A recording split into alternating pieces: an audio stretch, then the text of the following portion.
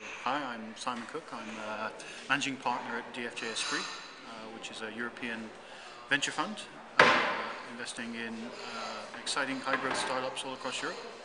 You've just taken over 3i's portfolio. Why did you decide to do that? We're a primary investor mainly. We've raised a new primary fund, and we have a number of new opportunities we're looking at. But historically, we've also built our business by acquiring funds from other venture capitalists. So we acquired the Casno fund in 2006. We took the Prelude fund private last year, which is a listed vehicle.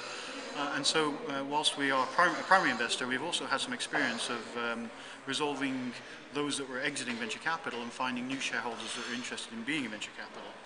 And that just occurs to us is a trend which will continue. So I think there are more people like 3i who are getting out of venture capital because they want to do different things. Mm-hmm. And we as career venture capitalists are passionate about venture capital, love working with startups, believe that we can find new shareholders who are interested to back us to manage those assets going forward. Now, you've taken over some exciting companies. I believe one of them is Icera, Stan Bowling, right? Sure, absolutely. Now, this is a company that has said that they want to build a global, fabulous semiconductor company in Europe that stays in Europe. Yeah.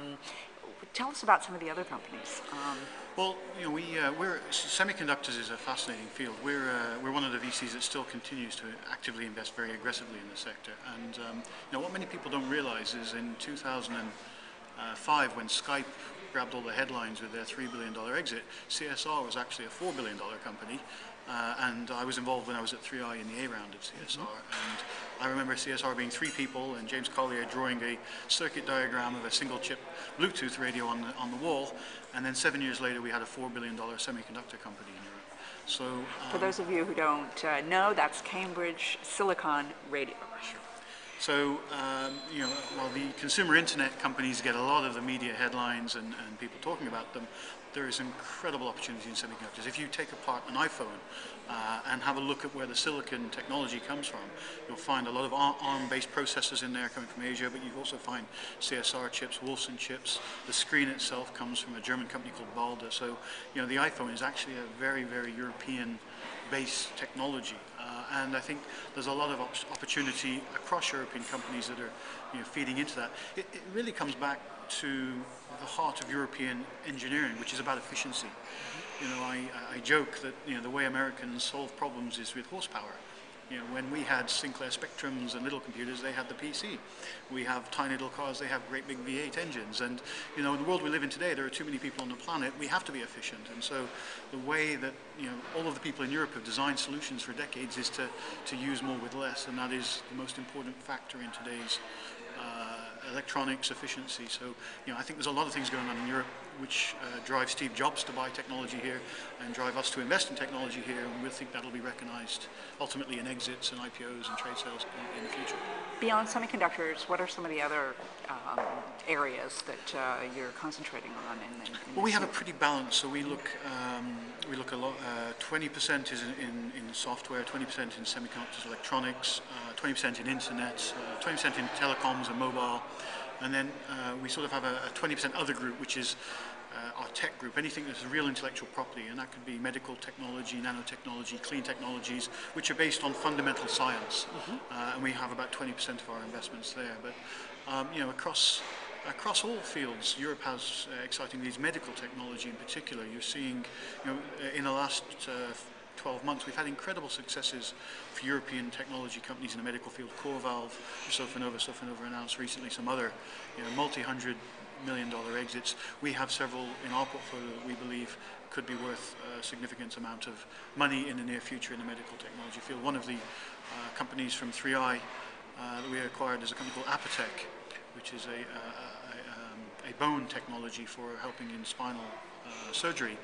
But it was, I think, recently in the Sunday Times, the second fastest growing company in the UK. It's a $60 million turnover business.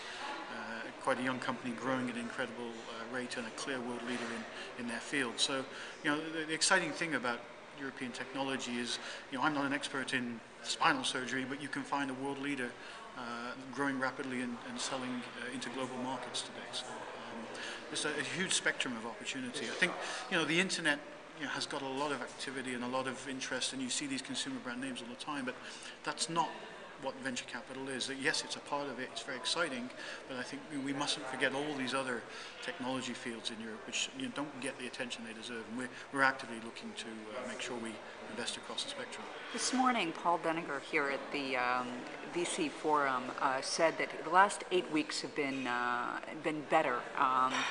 Are you optimistic about the economic environment and the environment for exits? Well, I'm a venture capitalist, so I'm naturally optimistic. But I think people forget we went through a tech recession in 2002, 2003. So everything you see other industries having to do today, we did 5 years ago. So we're in incredibly good shape as an industry, whether that's a tiny little startup, because cash is hard enough to come by. We know how to look after it. As a venture capitalist, it's hard to raise money, so when we do raise funds, we look after them very carefully today. And we learnt that over the last 5 years. And I think other industries where money has been more free-flowing and they're only now just going through adjustment, it's a very different world. And that stretches all the way up to the big tech companies. If you look at the top 10 tech companies in the world, IBM, Google, Microsoft, HP, etc., they've got about $140 billion cash. None of them have debt. They all still act like startups, even though they're $100 billion startups. They keep away from this whole credit world. So what they now need to do is use some of that cash to look for the next wave of innovation, and I believe you'll see that. The venture capital industry and the large tech companies have a very close relationship, and we are effectively a part of their outsourced R&D. We take risks which ultimately they recognize by acquiring some of our companies. And I'm very, very positive on the whole technology sector and where venture capital fits in with that. The credit cycle was somebody else's problem largely. Obviously it affects everybody in the world, but as an industry I think we're in pretty good shape. Great, thank you so much.